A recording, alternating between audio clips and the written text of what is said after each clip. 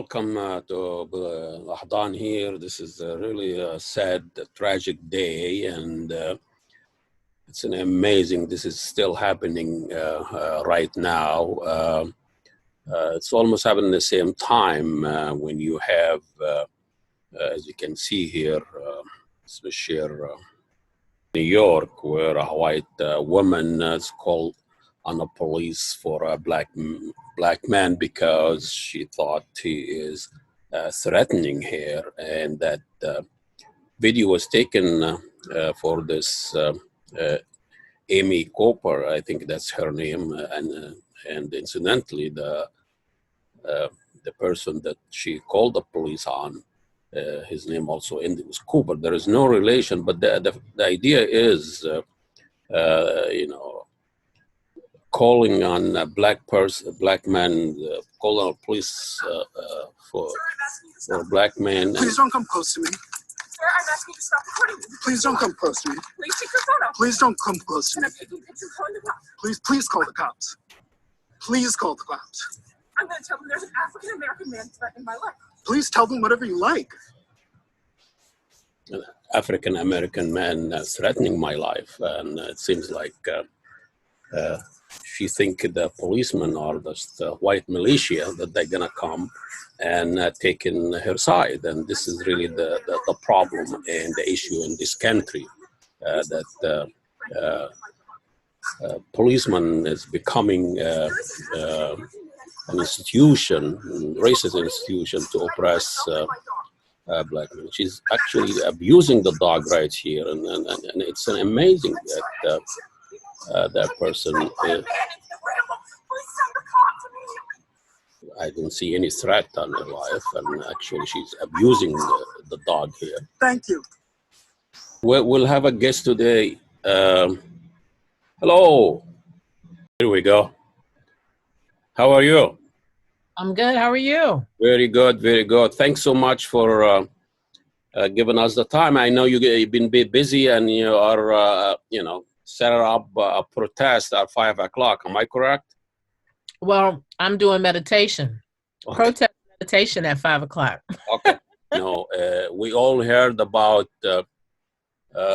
what happened to the black man in South Minneapolis, and the same thing. The police, it seems like he's still doing the same, Eric Garner 6 years ago, and the fact that using brutality, and obviously that individual was handcuffed and screaming, "I can't breathe, please," and that seems doesn't work with the police these days. And I also I don't know if you heard about what happened in New York at almost the same time, and incident in South Minneapolis, and where we lost another black man for just being himself, and just being his only crime that he is a black man. When LaDonna Sanders Redmond, I hope I did not kind of mess up your name. So welcome to the show, LaDonna.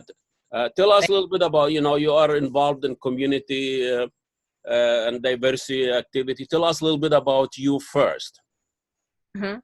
Well, the whole incident with George, I think his name is George Floyd. Yeah. And that was killed, by Minneapolis police last night, is very close to me because it relates to the work that I do. It's literally blocks from Seward Community Co-op. And it's the area that I organized in when we wanted to build the Friendship Store in the Bryant Central neighborhoods. So that area is very familiar to me. I know many, many people over there.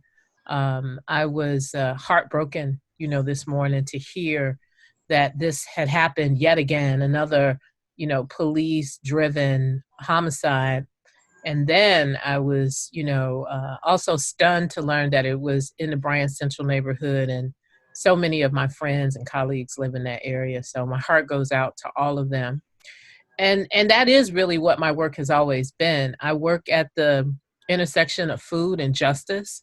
So most of the time I'm talking about food access, healthy food access, or just basic accommodations around food for communities that are Black, Brown, Indigenous, or otherwise people of color. So I've done that for the better part of 20 years. Well, now it's more than 20 years, so it's not even the better part. It's been 20 years. Yeah. And it's my work has changed, over time, because it's not just about food. If people get confused, they think that, all it is we need to give people something to eat. And really what this whole entire question is about dignity. How do we help people, or how can I assist my people meet their destiny in ways that liberate them, that are healthy for them. So I would say that's, other than that, I'm a mom and I'm a consultant and I work on diversity, equity, and inclusion work with co-ops and other businesses across the country. And coping like everybody else with the pandemic and what God were. It is a very strange and crazy time that we were living through this, and LaDonna, and it's just this incident. It add another layer for African American Black men in particular. So tell us, how did you made aware of this incident, and what's your immediate reaction? I want to say I wake up pretty early, about 5:30. And after I do my own meditation, I usually check my email and my Facebook and stuff like that. I learned on social media that something had happened. And I was heartbroken. And I think I put the post up. I was like, I am just heartbroken to see this this happen. I don't want to see it though, because I haven't looked at the video. I think I appreciate that. Okay. So I'm gonna look this way. No, I'll stop there. I really did not see the video myself. I mean, one time is enough. Yeah, I am, just really uncomfortable with the consumption of, state sanctioned, violence. So I tried really desperately not to look at it. Someone did send it to me, earlier today, and I have not, and I probably will not watch that. I'm just very sensitive to it, I think, also because my own son recently passed away, and it's been almost 2 years since his transition. So I take those final moments as, just very precious times, and just so tenuous, and, wondering a lot of times, what were the final moments of my own son, when life left his body. So for me, it's just too much to watch. Black or young Black man, and like your son or people you have, or you're growing up, your brother, or have you, what is like, what are the things that a mother or a father or a sister tell her brother or her son, how you survive in the street? I was the mother of a Black boy. He was queer and non-binary, so I use son in a non-gendered kind of way when I describe Wade. I was the wife of a Black man, and the daughter of a Black man from Mississippi, who was born in 1919 and left Mississippi in the heart of Jim Crow. He lived in Jim Crow. He lived in it. It wasn't a mystery to him. I'm the daughter of a man born in the late 1800s, my grandfather, who called himself an African on his draft card when he was drafted to World War I. So I see the experience of Black men through that multi-layered lens. And what I can tell you is that when I first realized I was having a Black boy, I was on the west side of Chicago. And I don't know, it just dawned on me. I was asleep and it was like, oh my God, you're having a Black boy, because I know all the statistics. I know the trauma scores. I know the head injuries, the gunshots. I know all of these things. And I woke my husband up and I was like, oh my God, we having a black boy. And he was like, yeah. You know, What did you yes. expect? He was like, yeah, we kind of discussed this already. But the gravity of it kind of hit me. And perhaps it was the gravity that he already lived with, being a black man. He already knew the precariousness. And I was just being introduced to it by having a black boy. And I'll tell you one other story. When I realized that my son's experience was going to be so different was the day that I realized that he stopped being a cute little baby boy to people who would be like, oh, isn't he precious? Look at him. To when people would literally grab their purses or pull back from him. And he was still a little boy. So I'm talking about the age of 7 or 8.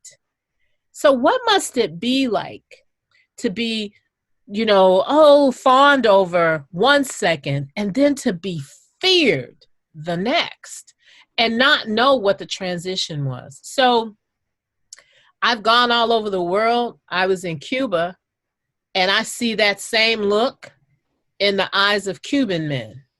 I was in Europe. I was in Chile. I see the same look when the police come. I see that glaze come over their eyes, and and I'm not making light of it, but it's universal. This desire to annihilate anything that is in the black body. And it's a part of white supremacy. And I don't think it's just black bodies. I think they do the same thing to indigenous bodies. And right now they're trying to do that to Asian bodies, trying to say that they have a virus and all this food. That person, I want to go back to that incident in the State Park in New York, where the persons, when she saw an African American or a black man, she projected a threat, even when he very gentle, civilized way of asking her to, what he's supposed to do, regulation to have your dog on a leash. You get this all the time. You're not supposed to lose your life because, you act, you do normal things. But the question is, this white woman might be racist or an idiot, uninformed, whatever the case. But the problem, I think, with what makes her think, when she called the police, even if she is on the wrong, that police will be on her side. That is what the societal problem we have. That white-bodied supremacy. She believes that she is right all of the time. There's not one place that she's not right. And every black body around her is wrong. Even when they are where they're supposed to be, they shouldn't be there, especially if she says so. So the notion that the standard, that the white body is the standard. And so she assumed that white people, the police, will side with her. So far, she was right. You know what I'm saying? Yes. Recently, we found out, well, they're like, yeah, we get a lot of these calls. We're not finna keep doing this with y'all. I had a very similar incident happen with me and my next door neighbor. They have a pit bull who's not on a leash. I have a Doberman who is on a leash. And the pit bull ran around the corner and attacked my daughter and the dog. In the process, somehow my daughter was bit. I reported the dog. And the police came out and they went over there. And I still think they coddled her because she was a white woman. But the next day I got up to walk our dog and she's standing as close as she can stand to my yard. And she yells out 2 names to call me, that were inappropriate. She called me a F and B. Now, what would make this child, she's a child to me. She's got to be in her 20s. I'm 56. What would make this child think that that was something to say to anybody, particularly a black woman who's old enough to be your mother? But she felt that her dog could have caused no harm. I'm like, my daughter's over here with a big bruise on her. She's like, well, it's just a bruise. I'm like, yeah, but don't you understand that if you take care of your business, we wouldn't even know each other? But white bodies don't see their error. They don't. They don't see the error of their ways. They feel like they have a right to do and be any way that they want to, particularly when it comes to in juxtaposed to a black body. So I, of course, had no right to report her. I was, all dead wrong. And then she goes and she calls the police on me. And I'm like, what you calling the police for? You was bad a minute ago. Now you need the police. She's still, Yeah. I'm terrified. And that terrified me, right? Because I'm like, well, I'm not trying to die or go to jail today. But she was definitely in the wrong. So this is common. One more thing, this person was in the military, has military license plates on their car. Can you shed some light what this reality look like growing up? What your mom tells you or what your parents tell you, that kind of reality. Think about the way I grew up in the 70s, right? So the world was a very different place. The rules that my husband played by, go to school, stay out of trouble, don't hang out with the bad people, and you'll be fine. Those rules no longer apply to black men. You can be doing anything. You can be jogging in a neighborhood that you built a home and be killed. You can be playing on a playground and be shot by the police, not by a random bullet, not by some other altercation that's coming along, but by the police. This is a different phenomenon, but we understand that policing started with slavery, with the slave patrols. So there's always been this element of hunting and killing the black body embedded in the police and the paramilitary unit. The police is a paramilitary unit, but also the militarized version of policing didn't evolve until the 90s. So it's really brand new, right? So the things that I would tell my son and his dad would tell him, just don't apply. What do we tell you? Don't, go where you're going, come straight home. This whole Black Lives Matter thing jumped off because a young man wanted to go get some Skittles and some iced tea, and was shot going where he was going and trying to come back home. So there's almost nothing you can tell a black man today or a black boy today that will protect them from the police state at least in the United States. So what do we have to do? So we have to do something different. And I think that is what the protests are about. The folks that are going to be on 38th in Chicago today, Nakima Levy Armstrong and Chantel Allen are online on Facebook calling people to come, of course, with your mask on, observing social distancing, to come and to protest, to show up. And it's a shame that in the middle of a pandemic, we got to do this.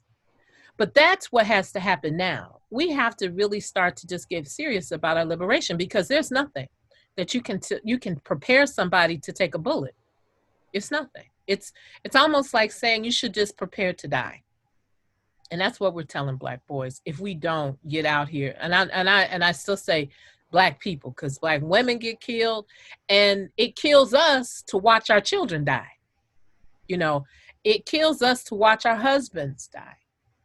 So these two lives are intertwined in a way that can never be pulled apart.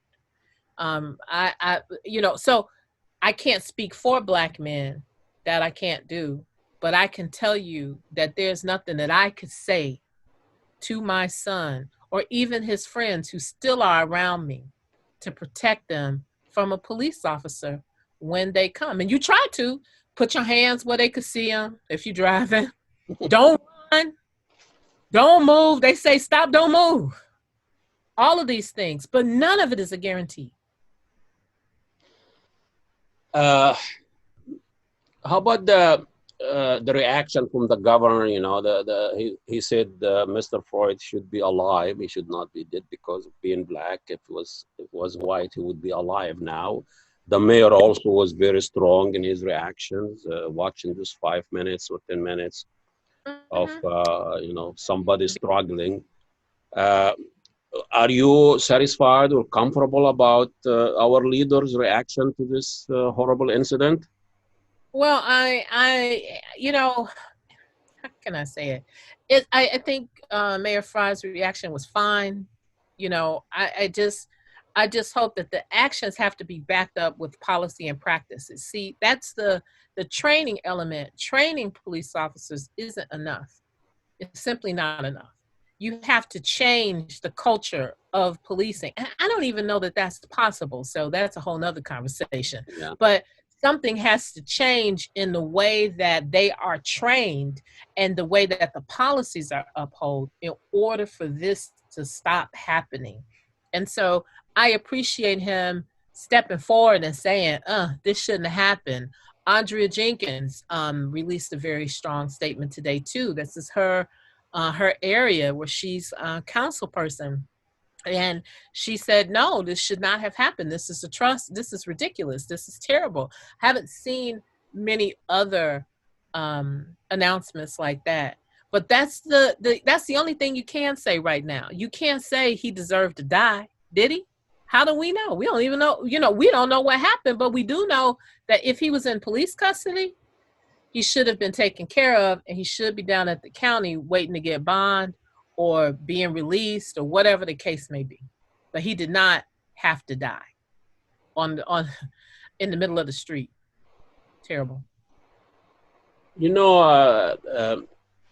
The white woman, Miss Cooper, said because the reaction, that video was posted on social media, millions of people watch this idiotic behavior that putting an African American man's life in jeopardy.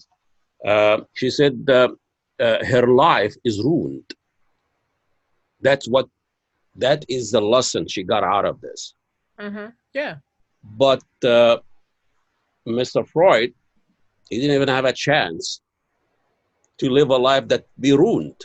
Exactly. A lot of black men, they don't even have that luxury. You don't have the luxury of making a mistake. That's the scary part, I think, about talking about black men, that they don't get the benefit of the doubt when a mistake is made. They get convicted and executed. So they don't even get the luxury of making a mistake or having a ruined life. That she can be, she is white in America. She will be fine. Because somebody will give her a second chance. But some black men have paid their debt to society. They've gotten out of jail. They straighten out their lives. They're trying to do the best that they can. And the going is tough. The going is tough. Sometimes they don't get a second or a third chance. These men that are dead definitely aren't. And it kills their families too. That's what's so important for us to know. This it doesn't just happen to the black man. It happens to his family. This happens to his friends.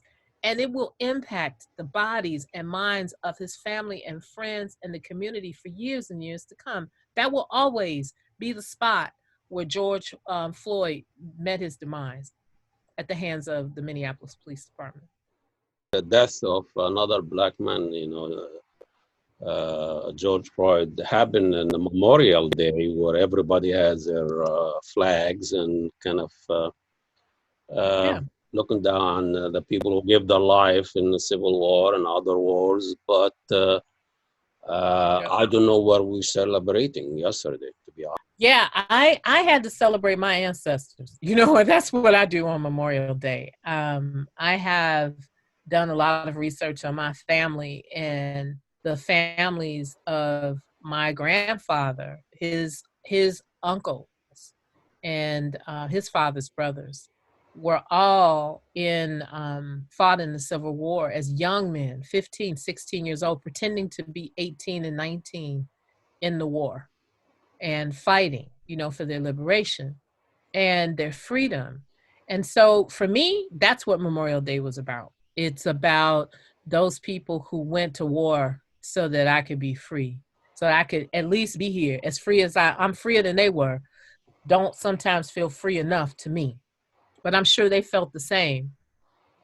It was not being called a slave was one thing, but being enslaved was another. And so they went toward freedom. And that's what we have to remember. We can always go toward liberation. We can always go toward freedom.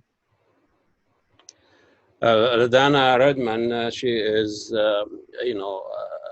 social activist here, and she is helping people healing, and she's reacting to the senseless death of another black man in South Minneapolis, and it talks about the reaction and the community reaction, what it's like to be a black person living in this country. Thank you so much, LaDana. I wish you well. Thank you so much. Allah. Thank you for having me. I appreciate it.